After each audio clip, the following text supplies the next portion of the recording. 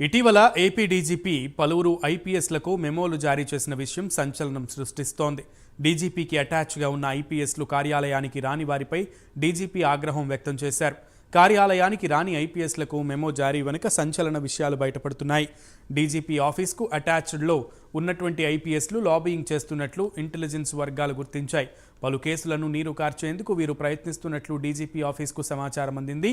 దీంతో విధుల్లో లేకపోవడంతో కేసులు పర్యవేక్షించే పోలీసు అధికారులతో సమావేశాలు పెట్టినట్లు కీలక సమాచారం రావడంతో సర్కార్ అలర్ట్ అయింది. దీంతో అటాచ్ అయిన ఐపీఎస్లు డీజీపీతో ఉండాలని మెమో జారీ చేశారు.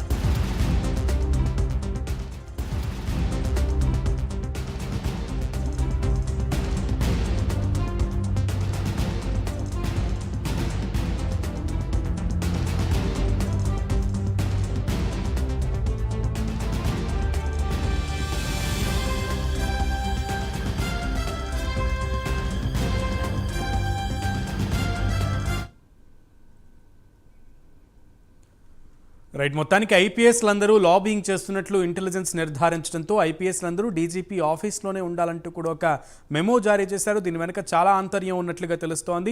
దీనికి సంబంధించి పూర్తి సమాచారం మా ఏపీ ఇన్పుట్ ఎడిటర్ టీవీ రావు అందిస్తారు. టీవీ రావు.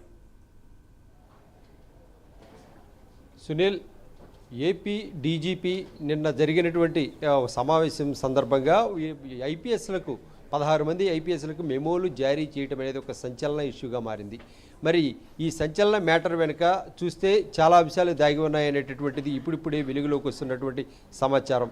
సాధారణంగా ఇప్పుడు ఉన్నటువంటి ఏపీలో అయితే ప్రధానంగా తెలుగుదేశం అదే ప్రభుత్వానికి సంబంధించిన ఐపీఎస్లు అలాగే వైసీపీకి సంబంధించిన ఐపీఎస్లుగా 2 వర్గాలుగా విడిపోయారా అనేటటువంటి అనుమానాలు కలుగుతున్నాయి. అయితే ఇక్కడ జరుగుతున్నటువంటి అంశాలు ఏంటంటే ఏదైతే ప్రభుత్వానికి వ్యతిరేకంగాను అలాగే గతంలో అయితే కనుక వైసీపీకి అనుకూలంగా వ్యవహరించిన ఐపీఎస్లందరినీ కూడా హోల్డ్లో పెట్టిన తర్వాత వారందరూ కూడా ఖాళీగా ఉంటూ అయితే హోల్డ్గా పెట్టినా కూడా వాళ్ళంతా డీజీపీ ఆఫీస్కి అటాచ్ అయినటువంటి పరిస్థితి. అయినా కూడా వారెవరూ కూడా డీజీపీ ఆఫీసులో కనీసం కాలు మోపినటువంటి సందర్భం కూడా లేదు. అయితే వీరంతా కూడా కనీసం డీజీపీ ఆఫీస్కి రాకపోయినా వీరంతా కూడా కాముగా ఉండి ఎవరి పనులు వాళ్ళు చేసుకుంటే ఇక్కడ ఎవరు కూడా పట్టించుకోవాల్సిన అవసరం కూడా లేదు. అయితే కనుక వీరు చేసేటటువంటి కార్యకలాపాలన్నీ కూడా కొంతమంది ఐపీఎస్లు అయితే ప్రభుత్వానికి వ్యతిరేకంగా అడుగులు వేయడం, అయితే ప్రభుత్వం ఎవరి మీద అయితే కేసులు నమోదు చేసి ప్రభుత్వం ఎవరి మీద అయితే కనుక కేసులు నమోదు చేసి వారిపై విచారణలు జరుపుతున్నారో ఈ అంశాలపై కూడా వారికి విరుద్ధంగా కొంతమంది ఐపీఎస్లు అయితే పావులు కదుపుతున్న పరిస్థితి తెరపైకి వస్తుంది. మరి ఈ వ్యవహారానికి మొత్తానికి సంబంధించి ఇంటెలిజెన్సీ నివేదిక రాష్ట్ర డీజీపీ కార్యాలయానికి కూడా చేరింది. దీంతో భగ్గుమన్న డీజీపీ దీనికి సంబంధించి అందరికీ కూడా నిన్న 16 మందికి మెమోలు జారీ చేయడం జరిగింది. ఎవరైతే ఐపీఎస్లు ఉన్నారో ఎవరైతే వెయిటింగ్లో ఉన్నటువంటి ఐపీఎస్లు అందరూ కూడా కార్యాలయానికి వచ్చి సంతకాలు చేసి ఇక్కడ ఉండాలి, డ్యూటీలో ఉన్నట్టుగా ఉండాలి అనేటటువంటిది ఆదేశాలు జారీ చేయడం జరిగింది. మరి ఈ అంశానికి సంబంధించి ఒకసారిగా ఉలిక్కిపడ్డ వైసీపీకి సంబంధించినటువంటి ఐపీఎస్లు ఏం చేయాలో పాల్గొనేటువంటి పరిస్థితి. గతంలో ఇక్కడ చూస్తే కనుక ఏపీలో ప్రధానంగా మైనింగ్ డిపార్ట్మెంట్ కానీ అలాగే ఎక్సైజ్ డిపార్ట్మెంట్ కానీ మరోవైపు చూస్తే వల్లభనేని వంశీ అరెస్ట్ మ్యాటర్ కానీ ఈ అంశాలన్నీ కూడా పక్కదారి పట్టడానికి ఈ 16 మందిలోనూ కూడా కొంతమంది ఐపీఎస్లు పూర్తి స్థాయిలో చొరవ తీసుకున్నటువంటి చర్యల వల్లే ఈ కేసులు తప్పుదారి పడుతున్నాయి అనేటటువంటిది నివేదికలో కూడా ఉందా అనేటటువంటిది ఇప్పుడు బయటికి రావాల్సి ఉంది. మరి ఇప్పటికే చూసాం వల్లభనేని వంశీ అరెస్ట్ అయ్యాడు అనేటటువంటిది అంతా కూడా బహిర్గతమైన తర్వాత కూడా అయితే కొంతమంది ఐపీఎస్ల చొరవతోనే వల్లభనేని వంశీ తప్పించుకున్నాడు అనేటటువంటిది కూడా తెరపైకి వచ్చింది. మరి ఈ విధంగా చూస్తే ప్రతి కేసుని నీరుగార్చే విధంగా వైసీపీకి అనుకూలంగా ఉన్నటువంటి నాటి రోజుల్లో ఏదైతే ఈ ఐపీఎస్ల పాత్ర కూడా ఉందనేటటువంటిది ప్రధాన అభియోగం. ఈ అభియోగాలకు సంబంధించి ఏదైతే తనపై వస్తుందో ఆ కేసులకు సంబంధించినటువంటి సారాన్ని చాలా తక్కువగా చూపించి తీవ్రత లేకుండా చేయడం, కేసుల్లో సెక్షన్లో మార్చే విధంగా ఇటువంటి వ్యవహారాలన్నిటినీ కూడా కేసుల్లో ఇవి ఇమిడియే విధంగా చేయడం ప్రధాన కర్తవ్యంగా ఈ కొంతమంది ఐపీఎస్లు బాహాటంగానే వ్యవహరిస్తున్నట్టుగా తెలుస్తోంది. అంతేకాకుండా ఇద్దరు ఐపీఎస్లు అయితే కనుక ఈ కేసుల పరిష్కారం కోసం హోటల్స్ మెయింటైన్ చేస్తూ ఆ హోటల్ గదుల్లోకి సంబంధిత అధికారులైతేనేమి, జూనియర్ ఐపీఎస్లు అయితేనేమి, ప్రస్తుతం విచారణ జరుపుతున్నటువంటి ఐపీఎస్లు అయితేనేమి వీరందరినీ కూడా పిలిపించుకొని వారితో మాట్లాడటం ఇప్పటివరకు వైసీపీ ప్రభుత్వంలో అధికారులకైతేనేమి, ఇటువైపు రాజకీయ నాయకులు ఎవరైతే కీలకంగా వ్యవహరించినటువంటి మాజీ మంత్రులు అలాగే ఎమ్మెల్యేలు వీరిపై కూడా కొన్ని కేసులు ఉన్నాయి. ఈ కేసులన్నిటి మీద కూడా కేసుల తీవ్రత అనేది, సీరియస్నెస్ అనేది తగ్గించే విధంగా సెక్షన్లు గట్టించే పనిలో కొంతమంది ఐపీఎస్లు పూర్తి స్థాయిలో శ్రమిస్తున్నారనేటటువంటిది ప్రభుత్వం వద్ద ఉన్న నివేదిక. దీంతో ఒక్కసారిగా అలర్ట్ అయినటువంటి ప్రజెంట్ గవర్నమెంట్ అయితే కనుక ఈ ఐపీఎస్లు ఎవరు ఏంటి అనేటువంటి దానిపై కూలంకషంగా ఇప్పటికే ఒక నిర్ణయం తీసుకోబోతోంది. మరి అంతేకాకుండా ఈ ఐపీఎస్ల వ్యవహారం కూడా బండారం బట్టబయలు అయితే కనుక వీరిపై కూడా చర్యలు తీసుకోవాలనేటటువంటిది డీజీపీ ఆఫీస్కు హుకుం జారీ చేసింది కూడా ప్రభుత్వం. మరి ఇటువంటి నేపథ్యంలో ఈ ఐపీఎస్లు ఏదైతే వైసీపీ ఐపీఎస్లుగా మారిపోయారా అనేటటువంటిది పూర్తి స్థాయిలో ఇదే గతంలో చూసాం.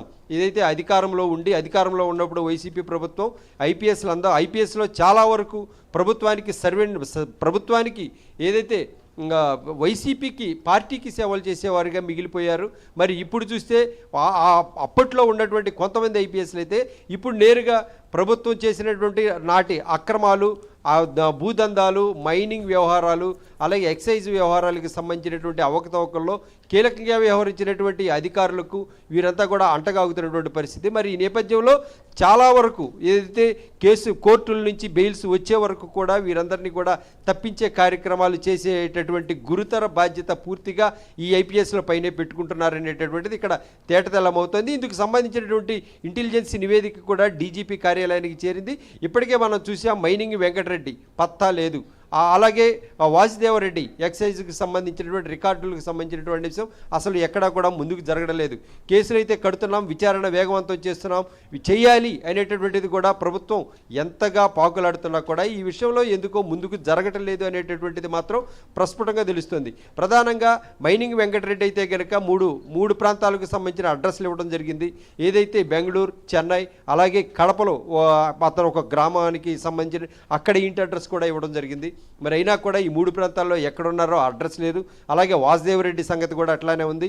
మరి ఈ విధంగా చూస్తే వీరి వెనక వైసీపీ సానుభూతి పరులైనటువంటి ఐపీఎస్లే వీరందరినీ కాపాడుతున్నారా అనేటటువంటి అనుమానాలు ఇప్పుడు తాజాగా డీజీపీ ఆఫీస్కి ఇంటెలిజెన్స్ నివేదిక ఇచ్చినటువంటి సారాన్ని బట్టి ఇప్పుడు మనకి అర్థమవుతోంది. సునీల్.